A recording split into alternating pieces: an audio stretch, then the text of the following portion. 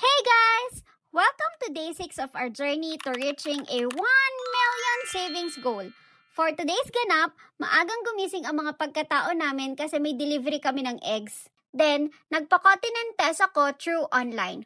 Yes po, opo, may times na pwede ang online medical exam.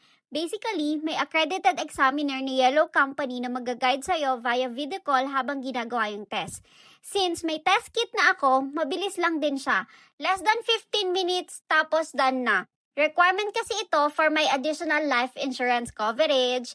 Habang ako naman ay busy sa medical exam, si Q may errand sa labas. Nagdala siya ng feeds para sa mga anak naming chickens. Tinulungan pa siya ng aming baby boy sa pagbubuhat. After nun ay nag-harvest din sila sabay deliver ng bulk orders. Sobrang salamat po sa mga nagsusupport. Yung natitirang oras naman ay more on side hustle mode kasi may target fund talaga kaming gustong ma-reach. Kaya work after work, diretso na ulit kami sa night shift.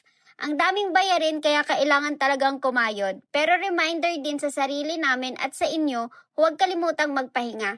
Hindi rin pwedeng puro work lang ng work tapos hindi mo naman na-enjoy o nare-reward yung sarili mo. Parang nonsense din kasi yung pag-iipon kung mapupunta lang din sa lahat ng medical at hospital bills dahil napabayaan natin yung health natin along the way.